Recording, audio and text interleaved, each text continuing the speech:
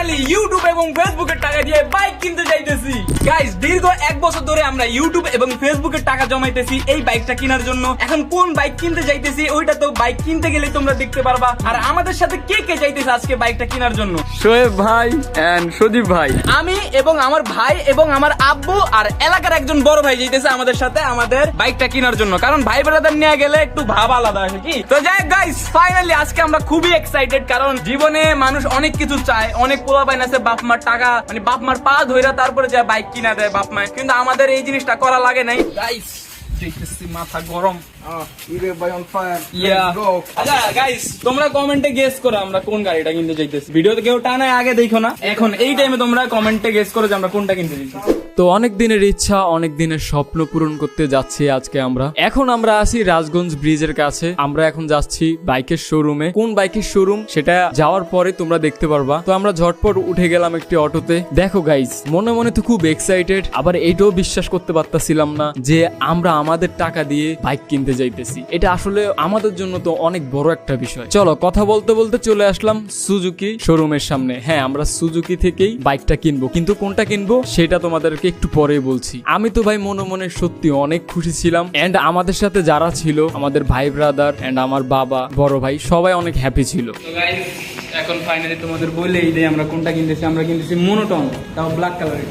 তো এইখানে আমরা ওই বড় ভাইয়ের জন্য ওয়েট করতেছিলাম যাদের আসার কথা, নেয়ামত ভাই এবং তারেক ভাই। তো তারা আসার পরে এখানে বাইকের কথাবার্তা চলতেছে। কেনার কথা ছিল সুজুকি মনোটনের ব্ল্যাক যে কালারের বাইকটা ওইটা, বাট আমরা ওইটাই কিনতেছি। কিন্তু আমাদের পছন্দ হয়েছে ম্যাট ব্ল্যাক কালার যেটা, ওইটা একই বাইক বাট এখানে কালারের ডিফারেন্স আছে। এন্ড আমাদের সাথে আরো যে দুইটা বড় ভাই আসছে তারা সত্যি ভাই অনেক হেল্প করছিল আমাদের, এন্ড তাদের বাইকের বিষয়ে অনেক ধারণা অনেক বেশি, এক্সপার্টিস বেশি, তাই তাদেরকে আমাদের সাথে নিয়ে আসছি যাতে আমরা ভালোভাবে একটা বাইক কিনতে পারি, কারণ আমরা বাইকের ব্যাপারে অত কিছু ঠিকভাবে জানি না। এন্ড ভাইয়ারা বলতেছিল হ্যাঁ ম্যাট কালারটাও খুব ভালো লাগতেছে, ইউনিক একটা কালার। তারপর ফাইনাল করলাম হ্যাঁ ম্যাট কালারটাই নেব। তো এইখানে আমাদের নিয়ামত ভাইয়া বাইকটাকে চেক করতেছিল যে ঠিকঠাক আছে কিনা, কারণ তার এই বিষয়ে ভালোই ধারণা আছে, তো সেজন্য সে চেক করতেছিল। তো আমরা বললাম ভাইয়া যেহেতু আপনারা আসছেন কষ্ট করে, আশা করব আপনারা আমাদেরকে ঠিকঠাক ভাবে দেখে একটা বাইক নিয়ে দিবেন, যেহেতু আমরা বাইকের ব্যাপারে অত ভালো কিছু জানি না, কোনো আইডিয়াও নাই তেমন একটা। সো বাইক দেখার পর এখন ফাইনালি টাকা পয়সা দেওয়ার ব্যাপারটা চলে আসলো।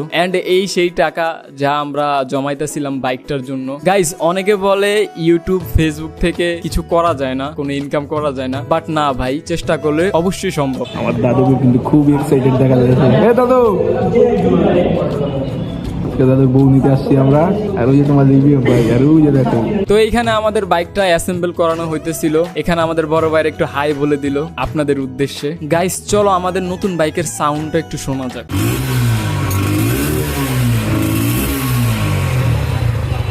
তো এইখানে আমি আমাদের বাইকের প্রথম রাইডটা দিতেছি, তোমাদের ভাই আমার আগে দিছে, তারপর আমি এখন দিতেছি। কিন্তু হঠাৎ করে এই চাপা যেন কোত্থেকে উদয় হলো, সে মানে একদম সামনে এসে ব্রেকটা দেওয়া লাগছে। তো যাই হোক ভাই, বিশ্বাস করবো না, মনে মনে আমার এটাই বিশ্বাস হইতেছিল না যে আমাদের নিজেদের একটা বাইক হয়েছে, স্বপ্নটা পূরণ করতে পারছি। সত্যি এটা আমার বিশ্বাস হচ্ছিল না তখন। ফার্স্ট রাইড, নতুন গাড়ি, নতুন চালক, ডানেই যাও, আওয়ার ওন এরিয়া।